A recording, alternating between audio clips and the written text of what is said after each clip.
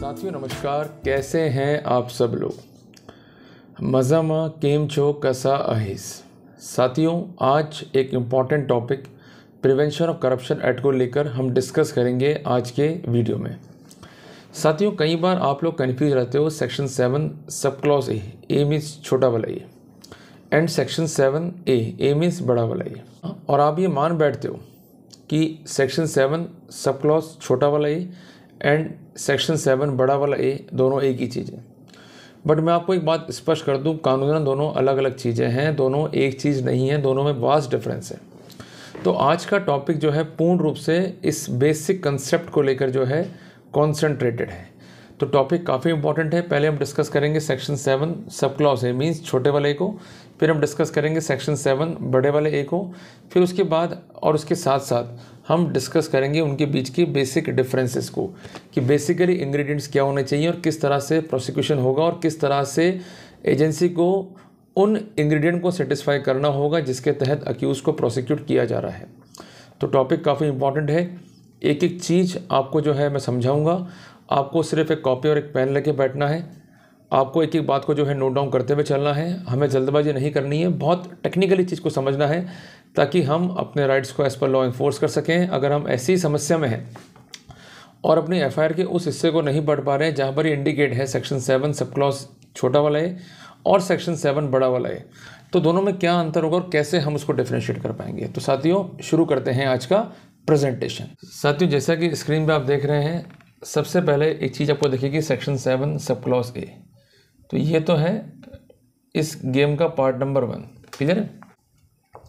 और इसी के जस्ट ऊपर हम चलते हैं हल्का सा, वहाँ पर हमको देखने को मिलेगा सेक्शन 7 सब क्लॉज छोटा वाला ए, मिल गया। तो कुल मिला के इन दोनों ही चीज़ों में कंफ्यूज नहीं होना है और इन दोनों ही चीज़ों में क्या डिफरेंस है ये भी आपको मैं समझाऊंगा। साथियों, सेक्शन 7 सब क्लॉज ए क्या कहता है इसको हमको समझना है। ये कहता है कि एनी पब्लिक सर्वेंट, तो शुरुआत किससे हो रही है? पब्लिक सर्वेंट से। तो इसका मतलब ये है कि section 7 is not applicable to private person, क्योंकि सेक्शन 7 के लिए सैंक्शन टू प्रोसिक्यूट चाहिए और प्राइवेट पर्सन के विरुद्ध sanction to prosecute section 19 PC act के प्रावधानों के तहत या कोई अप्रूवल धारा 17 सब क्लॉज बड़ा वाला ए और प्रिवेंशन एक्ट के प्रावधानों के तहत जारी नहीं हो सकती है। क्लियर हुआ आपको? केवल जो हमारा कॉन्सेंट्रेटेड पॉइंट है वो है सेक्शन 7 सब क्लॉज है, जहाँ पर एक बात लिखी गई है एनी पब्लिक सर्वेंट मीन्स कोई भी लोक सेवक। तो लोक सेवक कौन होगा जिसको डिफाइन किया गया है सेक्शन 21 आईपीसी में या section 2 sub clause C prevention of corruption act में। ये क्या है, इसके लिए अलग से मैंने वीडियो बनाया है, वो आप जाके सर्च करके इसको जो है देख सकते हैं, ताकि आगे बढ़ने से पहले कंसेप्चुअली हर चीज़ जो है आपको क्लियर रहे। क्लियर है?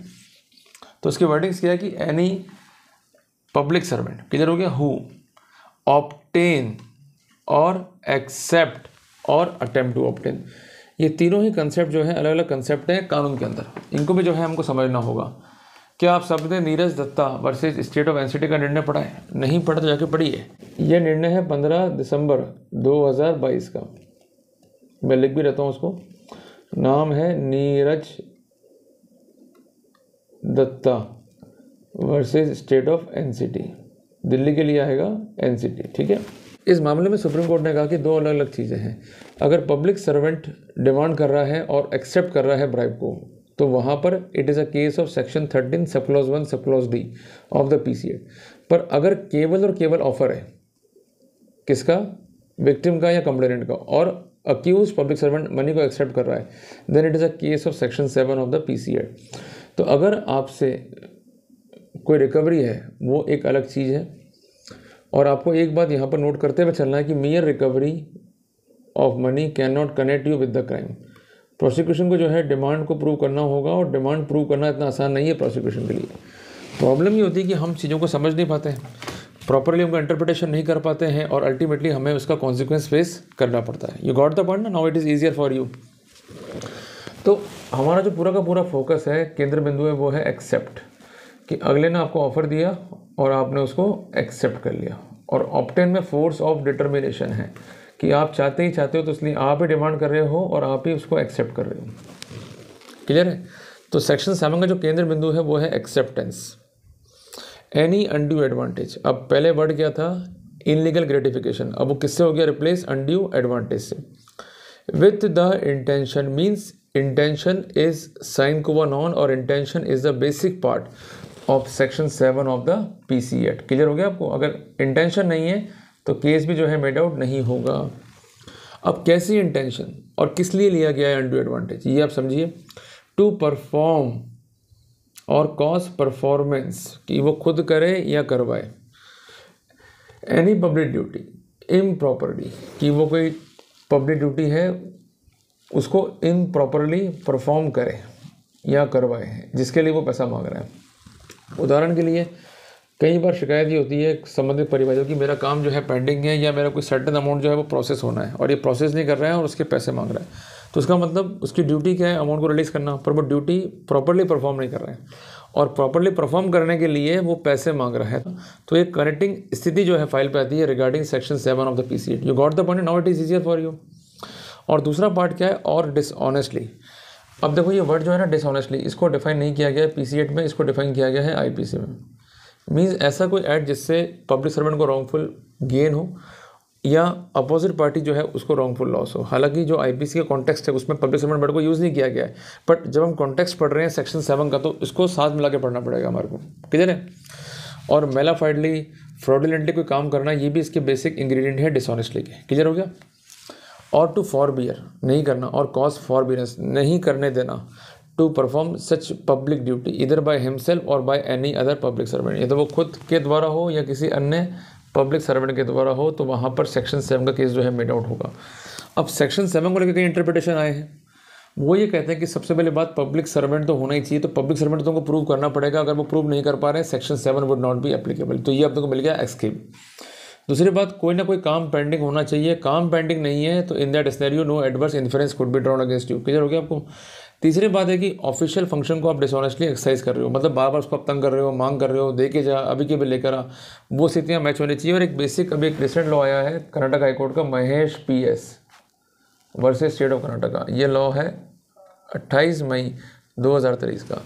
इसमें क्या था कि ट्रांसक्रिप्ट मैच नहीं हो रही थी स्टोरी से, तो कोर्ट ने कहा कि जब स्टोरी चेंज हो रही है और मिसमैच स्टोरी का है तो डेफिनेटली इसका फ़ायदा मिलना चाहिए। बट अधिकांश मैं देखता हूँ कि कई जगहों तो ऐसी स्थितियाँ हो रही कि जज देखना पसंद नहीं करते फाइल को, वो तो कहते सब पैसे ले लिए और लोकायुक्त ने बिल्कुल आपको जो है गिल्ट मान लिया, नो यू आर गिल्टी। अरे इनोसेंस का प्रिजम्पशन लेना है भाई, ना कि गिल्ट का प्रिजम्पशन लेना है।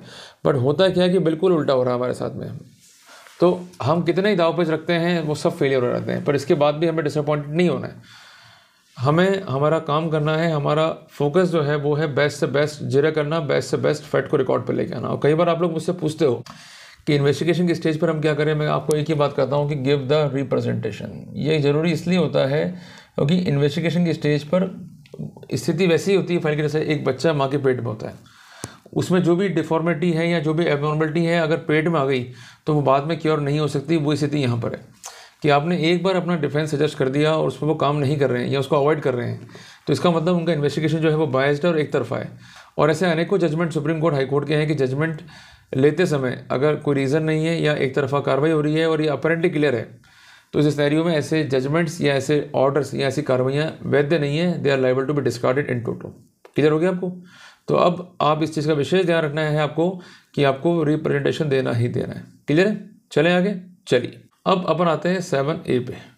तो अब थोड़ा सा अपन एक बार रिकैप कर लेते हैं कि अपन ने सेक्शन 7 में क्या पढ़ा था कि there must be public servant who obtain और एक्सेप्ट और attempt to obtain any undue advantage for himself और for any other public servant. Clear है?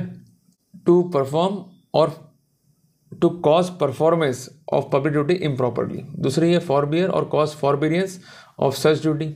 और तीसरा इंपॉर्टेंट इंग्रेडिएंट है कि वो हर कीमत पर अपनी ऑफिशियल पोजीशन को मिसयूज करते हुए वो पैसा चाहता ही चाहता है। जब तक ये एलिमेंट फाइल पर नहीं होंगे you could not be prosecuted in the easier manner by the concern agency. साथियों अब हम बात करेंगे सेक्शन 7A की, जो मैंने आपको लिखा था अभी पार्ट 1 के अंदर। सेक्शन 7A क्या कहता है कि हुएवर, तो यहाँ पर एक वर्ड देखते हैं मिसिंग क्या है, पब्लिक सर्वेंट। क्लियर है? उसकी शुरुआत कैसे होती है कि whoever being a public servant obtain, पर जहाँ पहला वर्ड क्या आ गया एक्सेप्ट, दूसरा क्या है ऑब्टेन और तीसरा क्या है attempt to obtain from another person.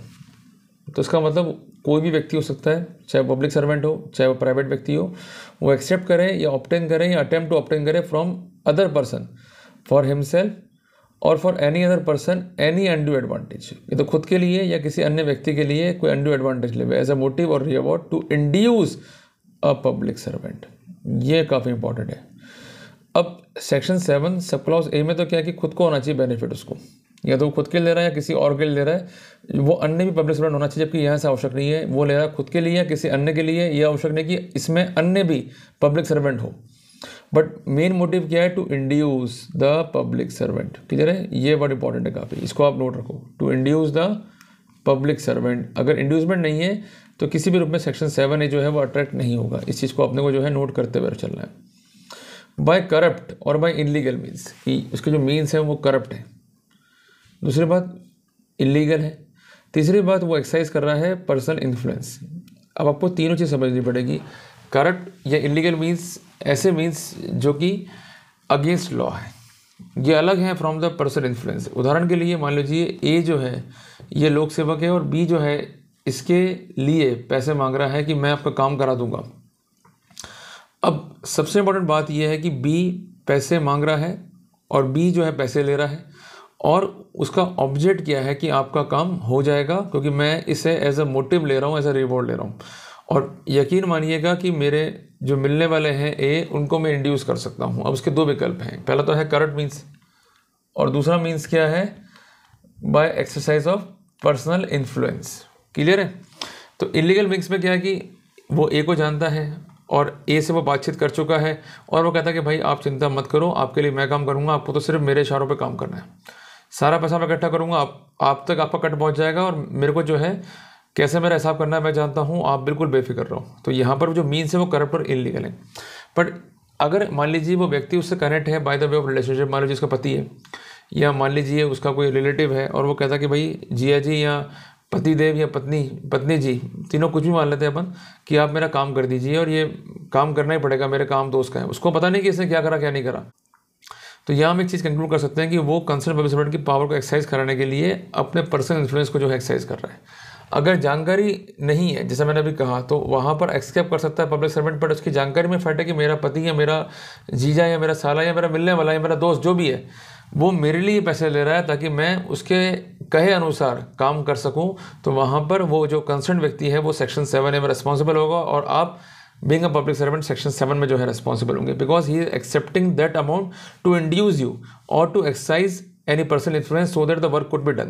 So the means is corrupt or illegal or by the exercise of any personal influence to perform or cause to perform any public duty, जो मैंने पढ़ा था अभी, dishonestly or forbearance or to cause to forbear such public duty, जो मैंने पढ़ा था अभी सेक्शन 7 के अंदर, by the public servant or by any other public servant.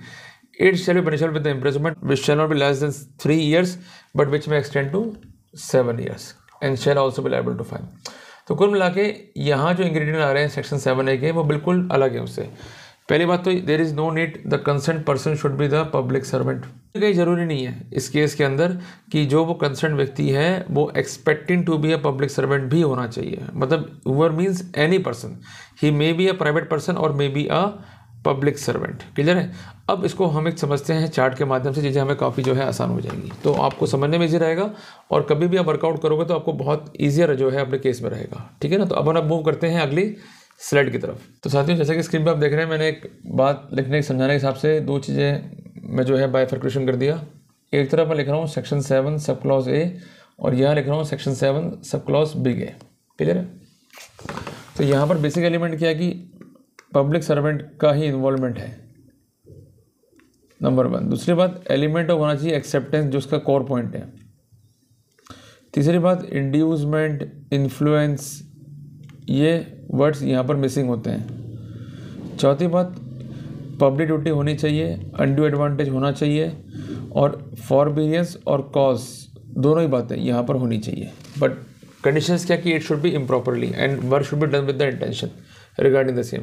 तो ये कॉमन एलिमेंट यहाँ पर भी आपको देखने को मिल जाएंगे, बट फ़र्क कितना है कि यहाँ पर पब्लिक सर्वेंट हो चाहे प्राइवेट पर्सन हो, इससे कोई फर्क नहीं पड़ता, anyone can be prosecuted. Number 2 element of inducement होना चाहिए, जो कि एब्सेंट है सेक्शन 7 सब क्लॉज ए के अंदर।